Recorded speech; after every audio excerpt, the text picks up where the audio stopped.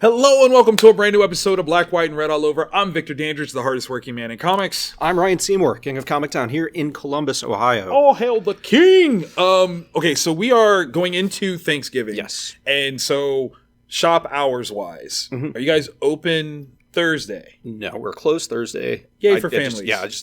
Everyone be with your family, be with your friends, whatever. That's just take that day for that. We'll be back at it Friday. But Black Friday time. Do we have any special deals? Any big things coming through? we will have them posted probably Wednesday afternoon.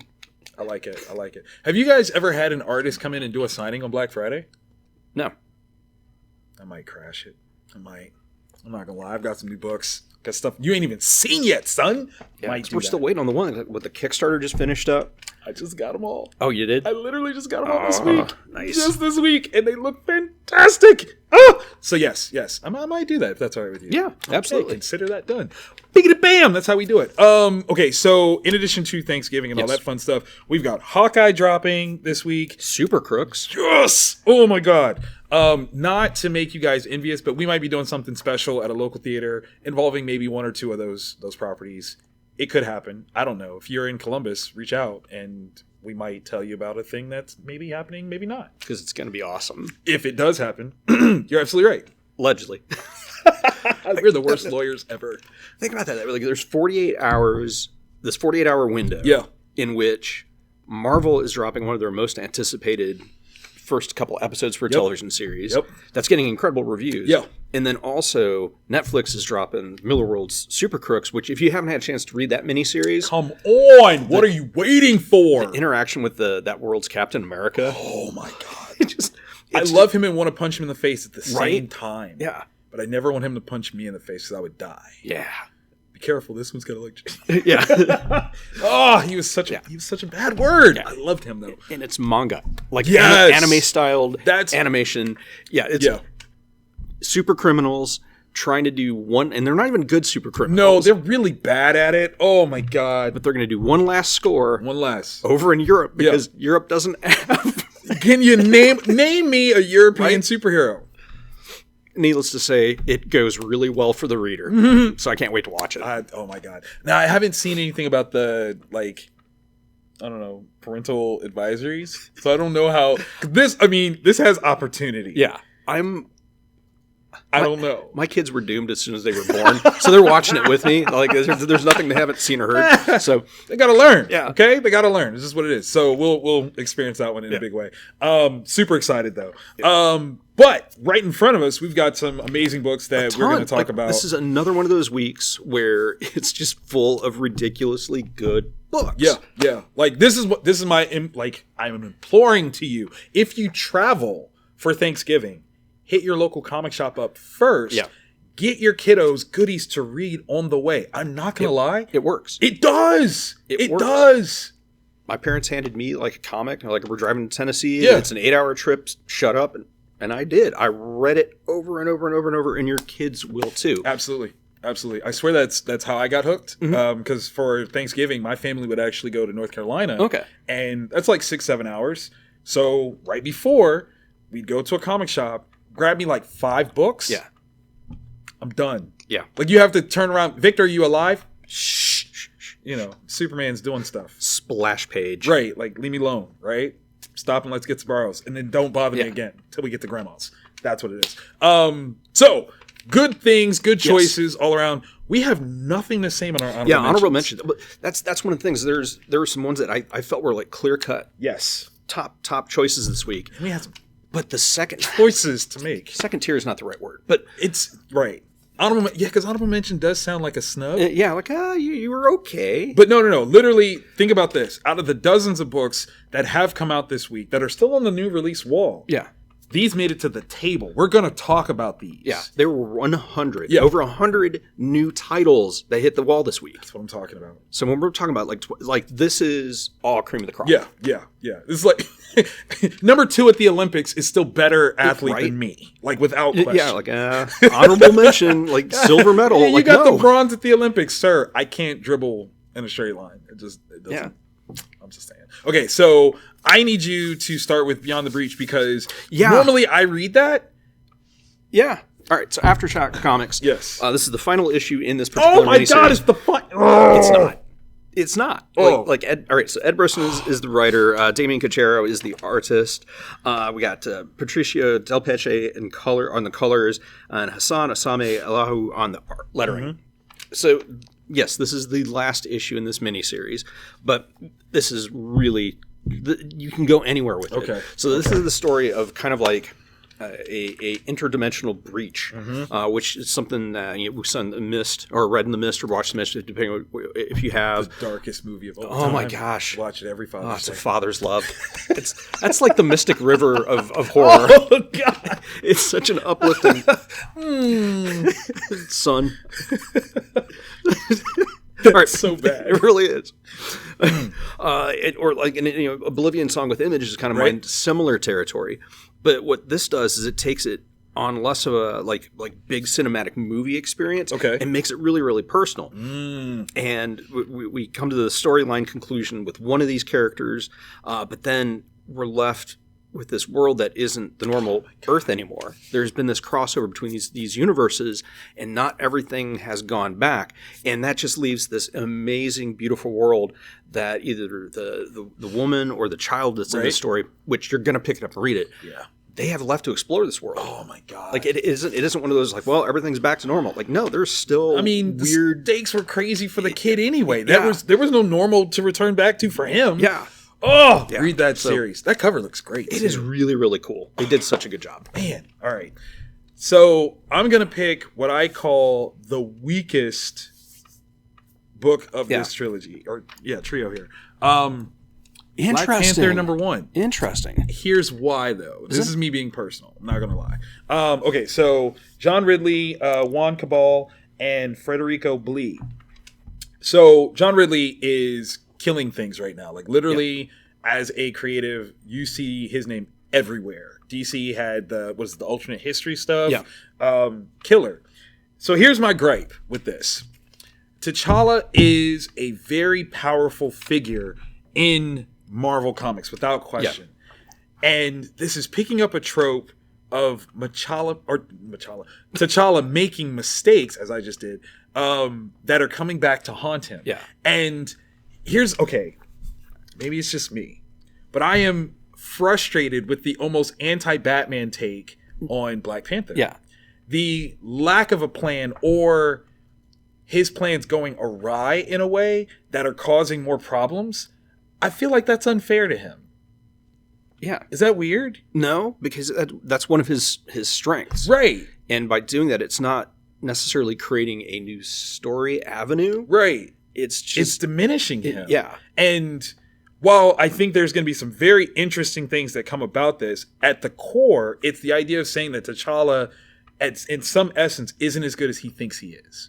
And he's the one character that I'm like, no, you can't take that away from him. But he is. He is as good as he thinks he is. He's absolutely as good as he thinks he is.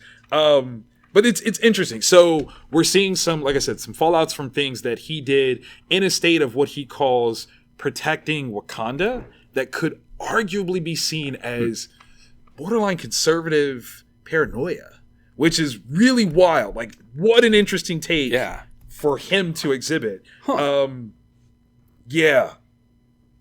definitely going to keep reading with it. But I say that's the weakest one because it paints T'Challa in this way that I'm like, I don't like him like that. Oh, that's not T'Challa. Don't do that to him.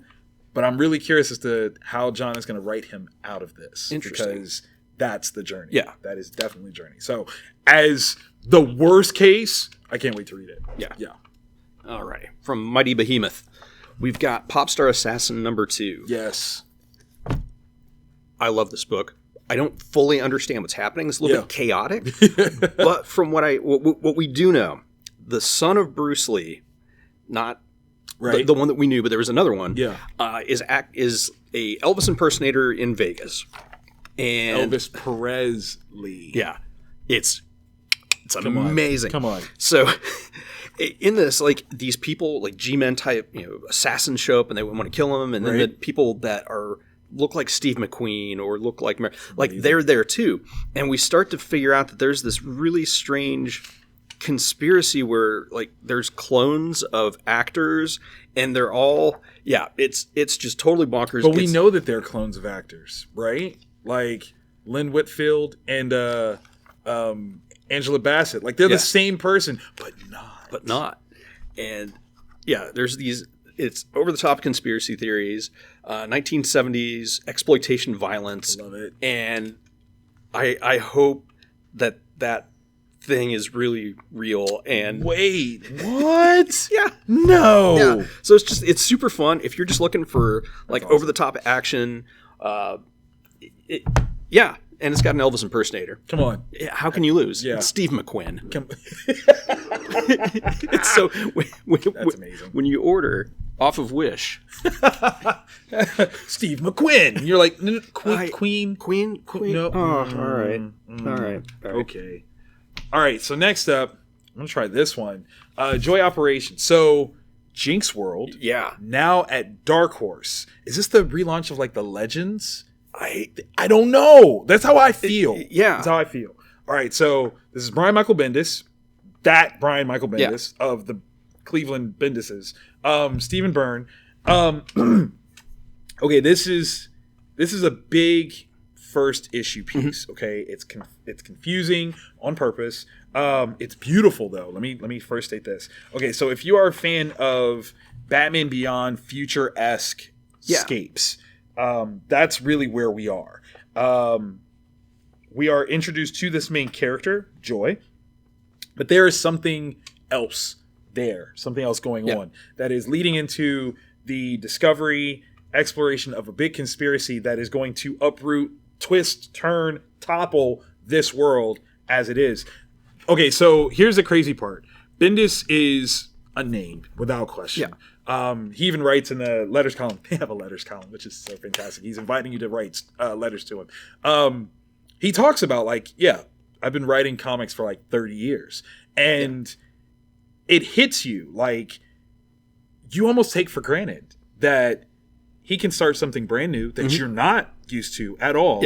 And trust that you will follow along with his writing so that he can tell the story as he intends to.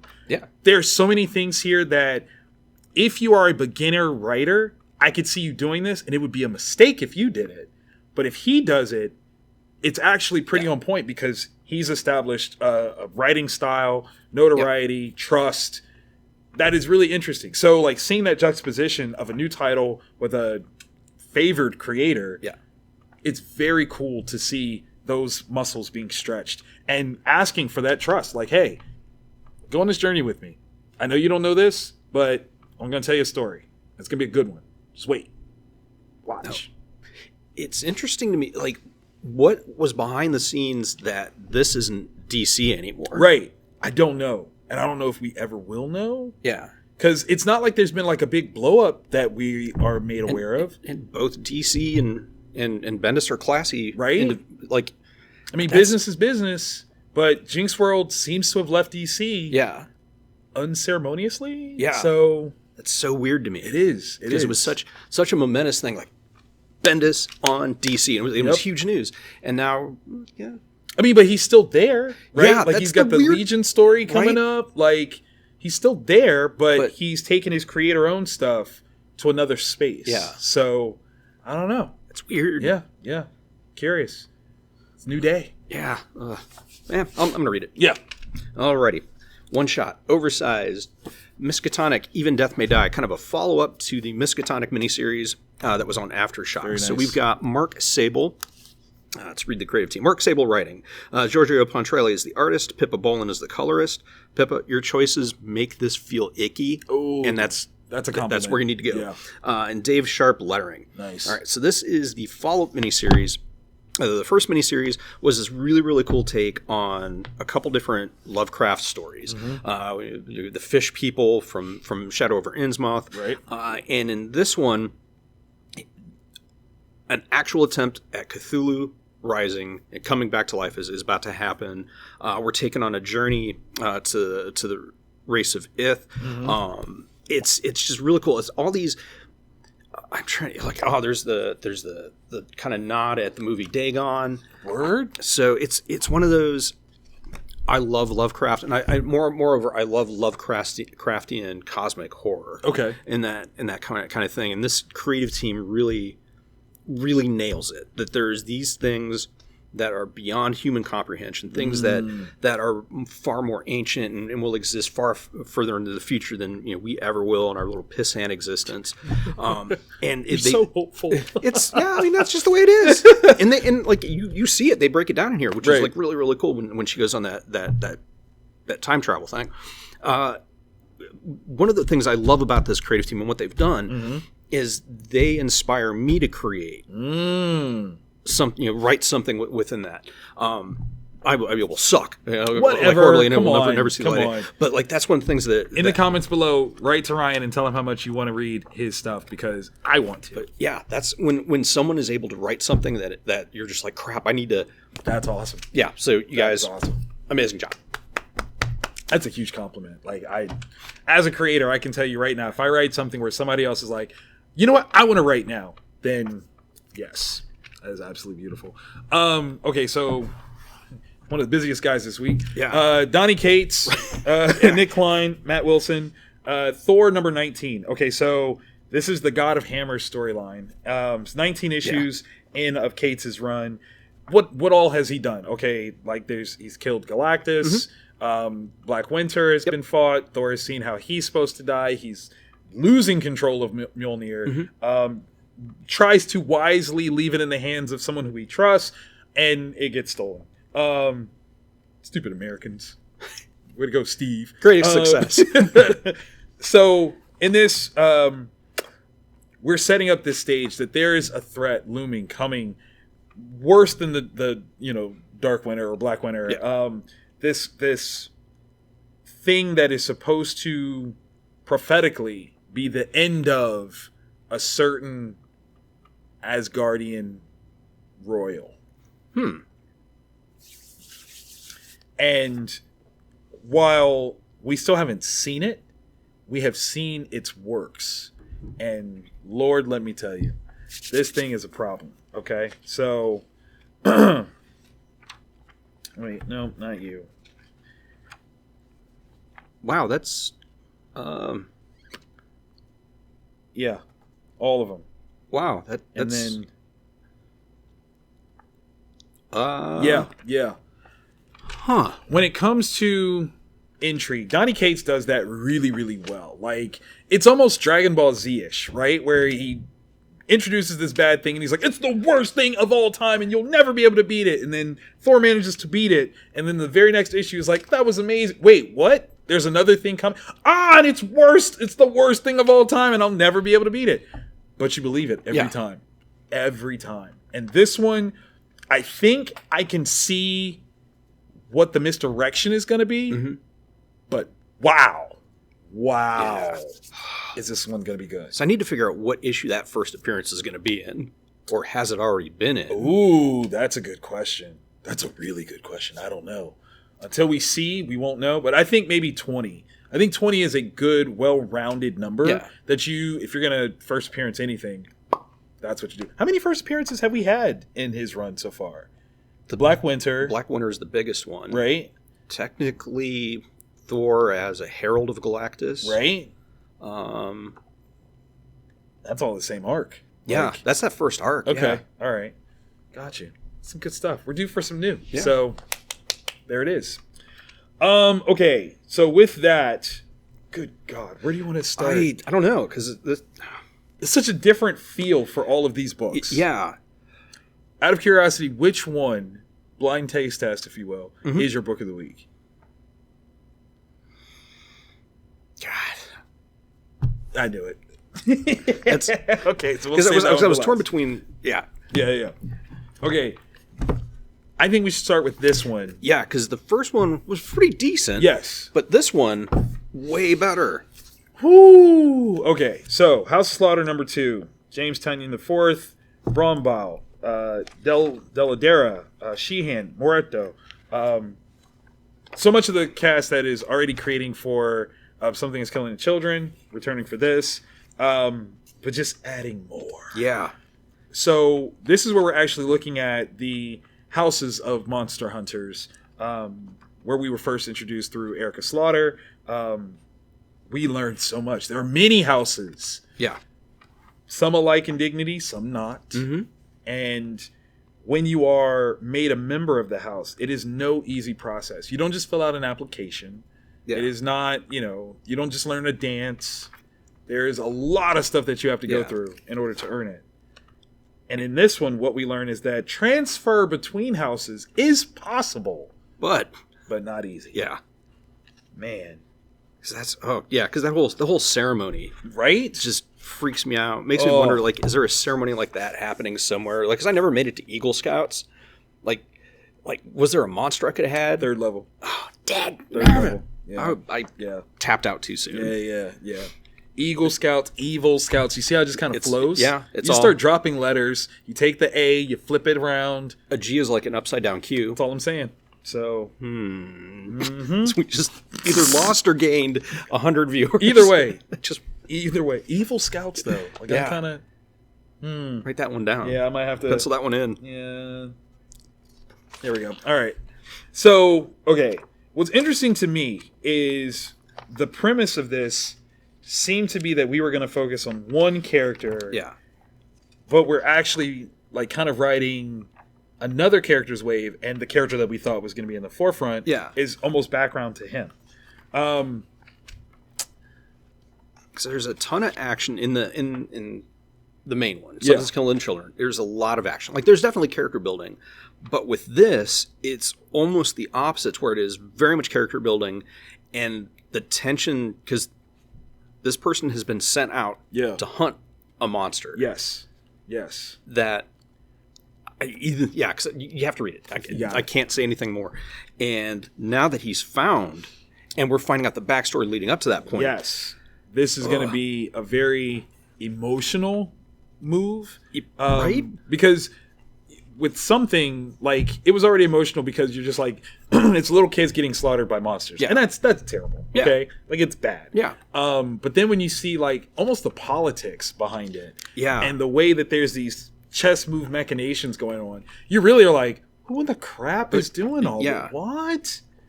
Like, there's a whole organization. It's not like Buffy in the Scoob Gang. Like, oh, well, crap, a monster popped up. Let's deal with it. Let's just go. There's a highly developed and ancient organization. It's a system, man. And that's kind of mind-blowing, because I love it. What I really am excited for, though, is that I think as intro cosplay goes, this will be one of the greatest things that you could do as a subtle cosplay measure, that if you get enough people doing it, everyone will be like, oh, that's sweet. Yeah. But if you're only like one or two, no one will notice. Yeah. But it'll be like so amazing. You've got regular dress, you've got your bandanas, and all you need is an evil looking plushie. Mm-hmm. Magic. Or, because you go, well, if you know you're not going to have anybody else doing it, you wear the black with the teeth. Right. If you have a group, white with the teeth. Boom. And if you're just going to be at home on the computer doing research, blue with the teeth. I agree with all of this, actually. Yeah. I can't even lose my favorite color. So, yeah, definitely that. God, it's so good. It's so good. I was worried that issue 2 was going to be down. Instead, it's even better than the first. It jumped. So, because he's so busy, Donny Cates, Ryan Otley, baby. Yes. I'm not going to lie. This book is gorgeous. Oh, God. Frank Martin. I like Donny, like, a lot. But I love Ryan. Okay? Yeah. From Invincible, I've been a fan since. His Spidey run, yes, all of it. Anything Ryan Otley draws, he could draw blood. I'm going to pick it up. Like, that's just and he does that really well. There's a lot in this one. So, they're taking on the Hulk. And I've seen things where Donnie's like, I got this new take on the Hulk and nobody's ever seen it before. And I'm like, sure. The Hulk's been around for like so long. How can you even say this? This one actually... I'll shut up. I'll never doubt you again. Ever. Okay. Hulk as a psychological concept has not been explored nearly as much as we think he has. Yeah. We've seen aspects of Hulk being ego versus id, or, control of some sort. This is something on a totally different level. Yeah. and coming off of Al Ewing's run, which I think is going to go down as like one of the greatest Hulk runs ever. Yep. Having this sort of twist, this thing that when because you're going to read on the internet that this is Spaceship Hulk. Yeah, you are going to read that, and that is it tells you nothing. That tells you literally nothing. Because oh my gosh, it's the way that Banner. I don't like Banner in this. You're not supposed to, and that's the thing. Like, Banner is a problem. I won't say the problem, but he is a problem and a major problem. And this isn't like, oh, they're separate bodies, and he's getting. No. This is your unholy trinity of Hulkness: body, mind, rage. It's wild. Okay. Because there's the certain things like this whole sequence. Oh, when my you realize God. What's happening, that he's turning the engine on to full blast. Yeah. And you don't know what that means. You know what that means. But, and then so the thing that gets me is that so this representation as a metaphysical, psychological thing is terrifying, especially considering how. No, go back that right there. Yeah, that's happening. Yeah. Yeah. And is that good for Hulk? I don't know. And what happens when? Because it's gonna happen where it's not gonna last. And if that burns out, then what? Yeah. This book is full of Hulk smash. Yeah. So if you're looking for big green behemoth doing sick house stuff, it's here. If you're looking for this really cool, actually new way of, because I've never read a Hulk like this. Yeah. Yes, you're gonna love it. And I don't know where he's planning on going. It doesn't matter. Anybody that is willing to do this. Right? Because we knew it wasn't going to work just because it's the first part of the first issue of this run. But I'm like, how's he going to get out of this? And that's a way to do it. Just Coyote Uglies himself. That's a way to do it. And then to fix it, right? And this Hulk would murder, and I do mean murder, anybody in the DC Comics universe. And I'm not saying that lightly. And he doesn't. The compunctions or things that would make normally he would stop. Right. No. He would murder them. Like, pick your Kryptonian team. You could have a whole team of Kryptonians. They're going to die going up against that. Yeah. I'm just letting y'all know. Like, it would be the worst, most embarrassing instance you've ever seen. Doomsday, trash. Throw them away. It's not even no. It'd be pretty much like when you step on a ketchup packet by accident. That would be Hulk. Yeah. Because he would call it kryptoning. Yeah. That's what I'm doing. I'm just going to krypton y'all. Book of the week, ladies and gents. Source Point Press. You see it. You know it.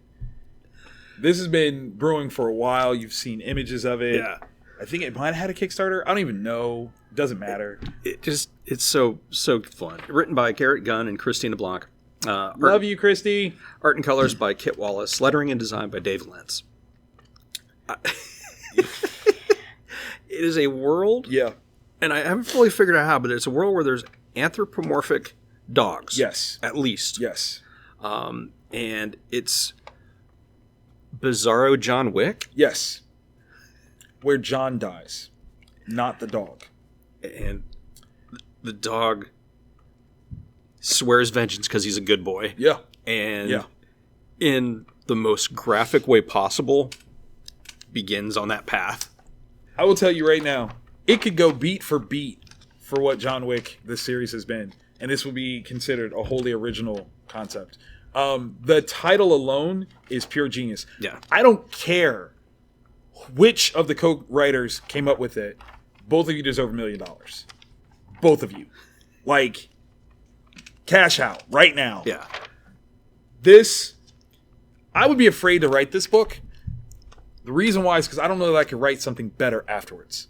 Yeah. I don't know if I could write something as good afterwards. I would be terrified of this. These guys, they are top notch. They know what they're doing. Because it's revenge, just cold-blooded, brutal, but with like the righteous vengeance that this dog has, and man, you love it. You absolutely love it. I mean, look at him. Like I feel it. Like looking at his eyes. Stare. Like, listen, I'll tell you what, McGruff, the crime dog, will get mauled dealing with him. Okay, Denzel Washington traveled through time to look at that panel to get inspired for Man on Fire. Facts, absolute facts. And I'm serious. And then put a bomb in somebody's butt. That's exactly what he did. That's how it goes. Like right there. Flint is my hero. Okay. Yeah, like the knife fight with another dog. Come on. The I don't know, firearm brain surgery. He's so magic. He is absolute magic. I'm worried about this one. Yeah. Like there's just a tone. Yeah. That there's just looking at a tone of voice that I'm just like, I don't. That's like get this real final boss vibe going very with that much one. So. You know what? I need a video game. I need a video game. Right now. Like right now. Okay? Call of Duty this. Matter of fact, that's what good boy Call of Duty, but it's like poop. Okay? And that's, come on. Let's make it happen. Let's make it happen. Is this a mini-series? Yeah. Oh, yeah. Torn between that's awesome because the creative team is telling their story and they're done, and like, I kind of want more. I mean, we could always sequelize. I never think that no one, I mean, surely they can come up with a sequel. Oh, yeah. Come up with a sequel. Goodbye fan fiction. But, oh my God. Like, you know what? You gotta admire Source Point because that's a statement. Yeah. That is an absolute statement. It's true. It is. It totally is. And you gotta love it. You gotta love it. Source Point, y'all. Midwest doing it best. Mm-hmm. Woo! Man, we read some good stuff. A really good week. Another one. Another good week. I like it. I know you like it. Mm-hmm. Hopefully you like it. And if so, click that thumbs up because we need that validation. Mm-hmm. Helps algorithms. Yeah. You know, my rhythms. Algorithms. And every week we do this. Yeah. So hit the subscribe button, the bell, and I'll let you know when we do this. Absolutely. Get drops in your DM because we are here for you. Mm-hmm. We want to give you good books all the time that we've read. And maybe you've read them too. And that's something we want to see in your comments too. Let us know what you read this week. And if we don't hear from you, happy Thanksgiving. Yeah, that's right. That is this week. Yeah, yeah. On top of that's right. Super Crooks. Right. And Hawkeye. So, yeah, if you need to get away from family for a little while, read some comics. Yeah. We recommend some.